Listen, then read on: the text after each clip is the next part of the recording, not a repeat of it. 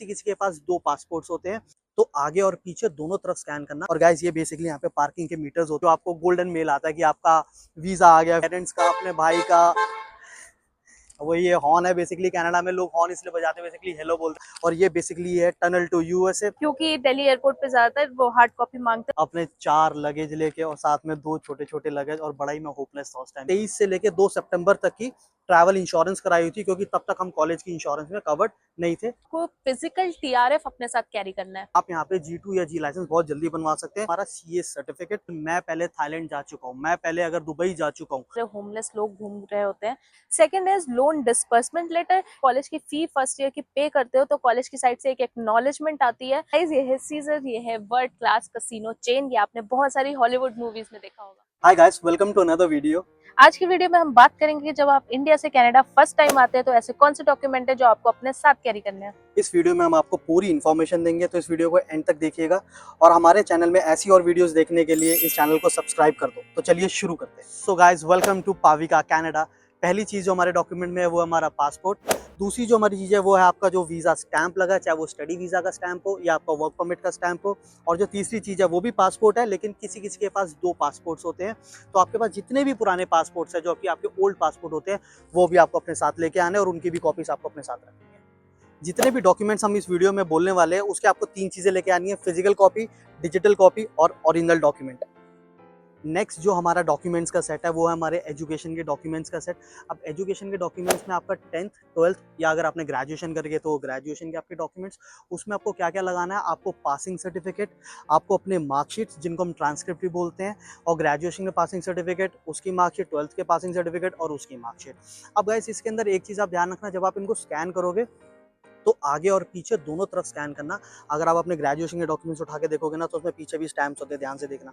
तो वो भी आपके डिजिटली स्कैन जो डॉक्यूमेंट जो आप कैरी कर रहे हो उसमें होना चाहिए। ओरिजिनल तो आपको लेके ही आना है। इसके बाद जो हमारी अगली चीज़ आती है वो होती है ECA। ये अगर आपने ECA करवा रखा है, जिसको बोलते हैं एजुकेशन क्रेडेंशियल असेसमेंट। जैसे मैं जब यहाँ पर आया था तो मैंने इंडिया में MBA किया हुआ था। अब यहाँ पे आने से पहले, क्योंकि मैं कभी ना कभी तो PR फाइल करूंगा ही, तो मैंने अपना एजुकेशन क्रेडेंशियल असेसमेंट करवा लिया था, जिसके अंदर ये प्रूव हो गया कि मेरी इंडिया की जो MBA है वो यहाँ की MBA मतलब मास्टर्स के बराबर है। तो वो डॉक्यूमेंट अगर आपके पास है तो वो डॉक्यूमेंट भी अपना साथ लेके आना। और गाइस ये बेसिकली यहाँ पे पार्किंग के मीटर्स होते हैं, इनको आप डिजिटली यहाँ पे स्कैन करके पे कर सकते हो और अपनी गाड़ी यहाँ पे ऐसे पार्किंग में लगा सकते हो। इसका आर्ली चार्ज होता है। तो गाइज नेक्स्ट डॉक्यूमेंट है एयर टिकट। एयर टिकट आपके फोन में जरूर होगी, लेकिन आपको अपने साथ हार्ड कॉपी लेके आनी है, क्योंकि दिल्ली एयरपोर्ट पे ज्यादातर वो हार्ड कॉपी मांगते हैं और आपको तब हार्ड कॉपी की रिक्वायरमेंट होती है। तो गाइज अब नेक्स्ट है कि जो आपने इंग्लिश का IELTS का एग्जाम दिया होगा उसका आपको फिजिकल TRF अपने साथ कैरी करना है। अगला जो हमारा डॉक्यूमेंट है वो है हमारा कॉरेस्पॉन्डेंस लेटर। कॉरेस्पॉन्डेंस लेटर क्या होता है? जब आपका वीज़ा आता है स्टैंप हो गया आपके पासपोर्ट पे, तो जो आपकी GC की होती है उसमें एक लेटर आता है जिसको बोलते हैं कॉरेस्पॉन्डेंस लेटर। उसकी आपको फिजिकल कॉपी निकाल के लानी है। आपने जो अपना GIC कराया है उसको आपको इन्वेस्टमेंट एडवाइस लेटर, जो कि जिस भी आपने अकाउंट में करवाया उसकी investment advice letter, basically GIC का वेलकम लेटर जिसे बोलते हैं लेमन लैंग्वेज में, वो आपको लेके आना है। लेटर ऑफ एक्सेप्टेंस जो कि आपको कॉलेज से ऑफर लेटर होता है बेसिकली, वो आपको अपने साथ फिजिकल कॉपी लेके आनी है। मेडिकल एक्नॉलेजमेंट लेटर, जो आपने स्टार्टिंग में अपना मेडिकल कराया था उसके अंदर भी आपको एक मेडिकल एक्नॉलेजमेंट लेटर आपकी GC की पे ही आया होगा, वो लेके आना। और गाइस इसमें एक चीज़ है कि जो इसमें रिपोर्ट्स है, साथ में आपकी रिपोर्ट्स भी आती है आपके ईमेल पे, उन रिपोर्ट्स को भी जरूर आप प्रिंट आउट करके उनका फिजिकल कॉपी उसी मेडिकल आपका जो एक्नॉलेजमेंट लेटर है उसके साथ उसको स्टेपल कर लेना। फिर आता है आपका OPR।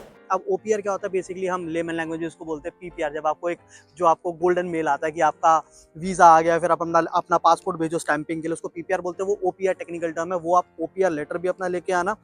एफिडेविट ऑफ सपोर्ट, जब आपने अपना वीज़ा फाइल करा था तो अपने पेरेंट्स का, अपने भाई का। वो ये हॉर्न है, बेसिकली कनाडा में लोग हॉर्न इसलिए बजाते हैं, बेसिकली हेलो बोलते हैं, क्योंकि हम यहाँ पे वीडियो शूट कर रहे हैं, तो वो चीज़ है। अब एफिडेविट ऑफ सपोर्ट आपको लेके आना है। जब आपने अपना वीज़ा फाइल करा तो आपके पेरेंट्स ने, आपके स्पाउस ने आपको सपोर्ट भेजा होगा कि अगर कनाडा में आपको कोई भी मॉनेटरी टर्म की कोई रिक्वायरमेंट होगी तो वो एफिडेविट आपने डाला, वो एफिडेविट आप लेके आना। बायोमेट्रिक का जो वैलिडिटी लेटर है ये भी आपको GC की से मिलेगा। ये बेसिकली जब आप अपना बायोमेट्रिक कराते हो उसके बाद आपको एक बायोमेट्रिक का लेटर आता है कि आपके बायोमेट्रिक हो गए और वो अपडेट हो गया, उसमें वो लेटर होता है। तो ये सारे जो डॉक्यूमेंट्स है आपको अपने GC की में मिलेंगे। इन डॉक्यूमेंट्स की फिजिकल कॉपी आप जरूर निकाल के लाना, क्योंकि एयरपोर्ट पे अगर आपसे कोई डॉक्यूमेंट उन्होंने मांगा तो अब अपना वहाँ पे GC की लॉगिन करके के प्रिंट आउट तो कर नहीं पाओगे, तो ये सारे डॉक्यूमेंट्स लेके आने। अब जीसी की क्या होती है, जीसी की होती है बेसिकली जब अपना वीज़ा फाइल करते हो उसका यूज़र नेम और पासवर्ड मैं अपनी पहले एक वीडियो में बता चुका हूँ। तो वो यूज़र नेम और पासवर्ड अपने एजेंट जिससे भी आपने अपना वीज़ा फाइल करवाया है वो उससे ज़रूर लेना। और ये शॉर्ट हो गया बहुत लंबा, और ये बेसिकली है टनल टू यूएसए। अगर आपने अमेरिका जाना हो तो विंडसर के अंदर आप यहाँ से अगर सीधा सीधा सीधा सीधा जाओगे तो आ जाएगा अमेरिका।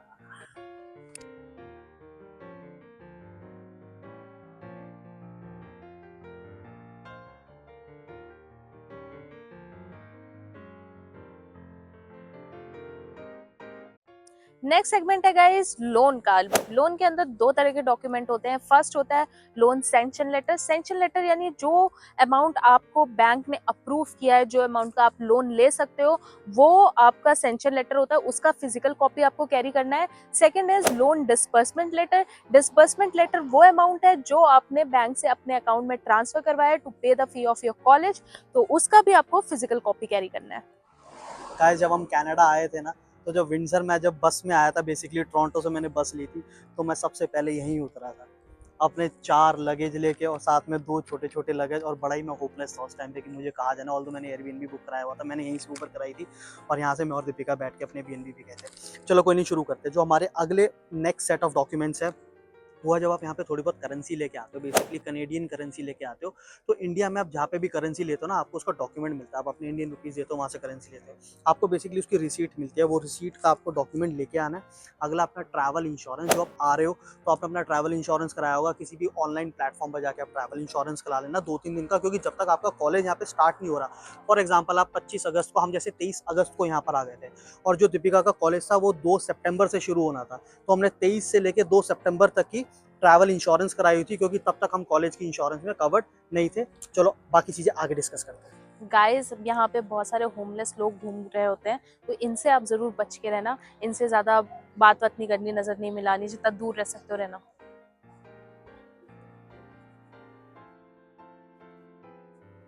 नेक्स्ट है गाइस कॉलेज की फी रिसीट। ये आपको तब मिलती है जब आप कॉलेज की फी फर्स्ट ईयर की पे करते हो, तो कॉलेज की साइड से एक एक्नॉलेजमेंट आती है, तो वो आप रिसीट अपने साथ प्रिंट करके हार्ड कॉपी के फॉर्म में कैरी करना।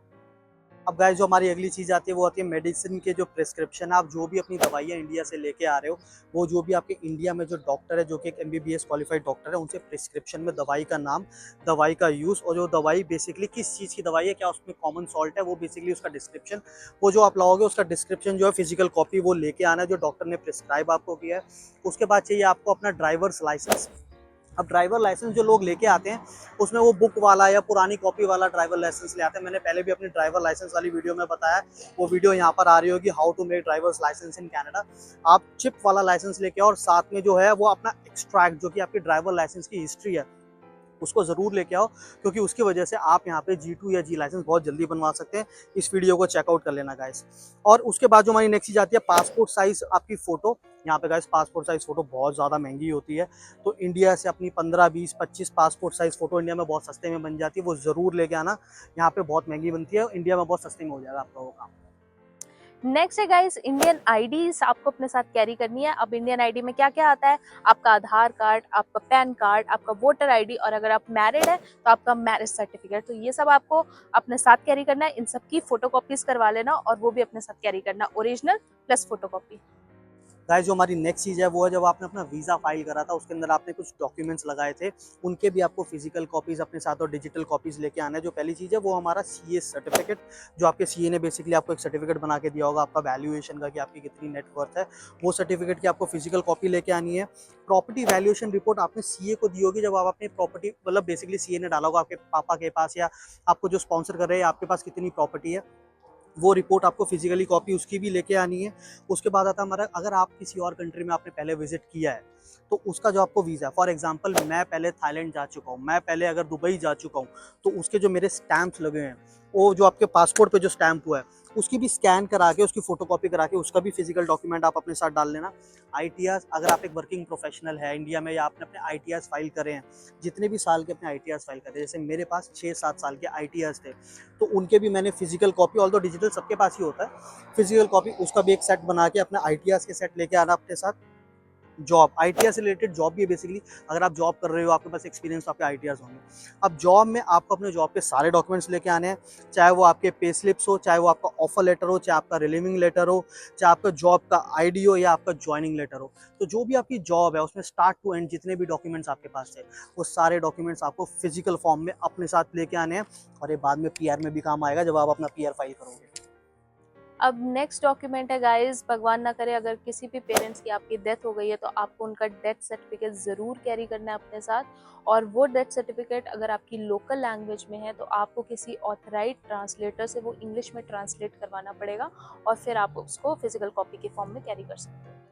अब नेक्स्ट सेगमेंट है गाइस लिक्विड कैश प्रूफ। ये वो चीज़ें हैं जो आपने वीज़ा फाइल करते टाइम शो की होगी। हो सकता है ये स्टूडेंट पे उतनी ज़्यादा एप्लीकेबल ना हो, बट अपने एक्सपीरियंस से हम लोगों ने ये सब चीज़ें शो की थी, इसलिए हम आपके साथ इन्फॉर्मेशन शेयर कर रहे हैं। अब इसमें क्या क्या आता है, इसमें सबसे पहले आता है बैंक स्टेटमेंट, इसमें आता है म्यूचुअल फंड अगर आपके पास है, और पीएफ अकाउंट की स्टेटमेंट, गोल्ड रिसीट और इनवॉइसेस। आपके पास जितना भी गोल्ड है उसकी आपके पास इनवॉइसेस होंगी, तो उसको संभाल के रखना, उसको साथ में लेके आना। और अगर आपके पास एफडी है तो उसकी स्टेटमेंट।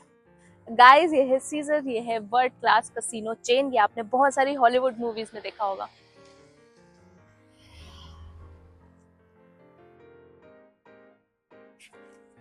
तो गाइस अगर आपको ये वीडियो पसंद आई है तो इसे लाइक करें, कमेंट करें, शेयर करें।